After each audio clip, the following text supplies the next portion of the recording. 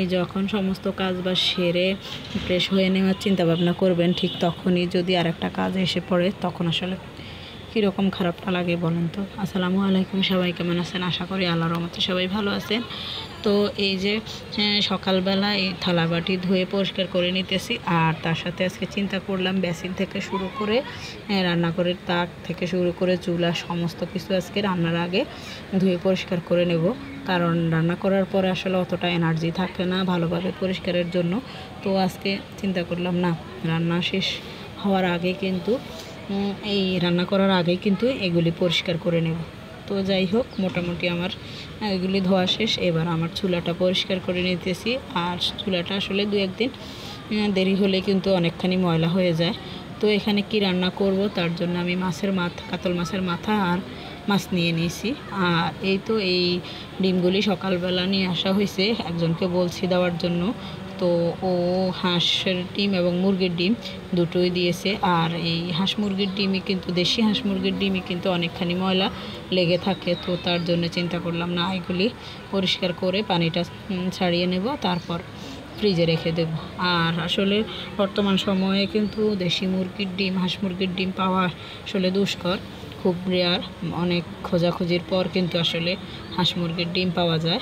আর বিশেষ করে আমরা আসলে এগুলি দেশির কারণে একটু বেশি খাওয়ার চিন্তা ভাবনা করি বা চেষ্টা করি, কারণ এগুলি পুষ্টিতে এবং গুণগত মানের দিক থেকে ফার্মের মুরগির থেকে একটুখানি ভালো। তো তার জন্য তো যাক, আমার ডিমগুলি পরিষ্কার হয়ে গেছে। এবার আমি ভাতটা চাপিয়ে দেব।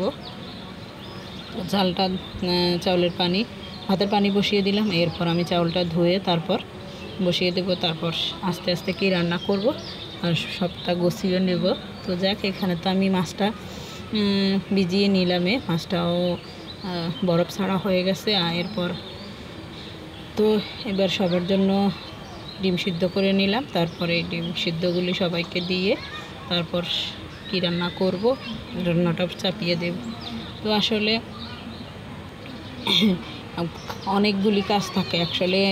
আমরা অনেকেই বলে যে বাসাবাড়িতে অত কিসের কাজ, গ্রামের বাড়িগুলিতে কাজ, কিন্তু আসলে না, সারাদিনই আসলে বাসাবাড়িতে কাজ করা লাগে। গ্রামের বাড়িতে একবেলা করলে আরেকবেলা বসে থাকা যায়, কিন্তু বাসাবাড়িতে আসলে অনেক কাজ করা লাগে। তো যাই হোক, এই তো এখানে আমি কাঁঠালের বিচি দিয়ে, চিচিঙ্গা দিয়ে, তারপর আলু দিয়ে, মাছ দিয়ে রান্না করতেছি।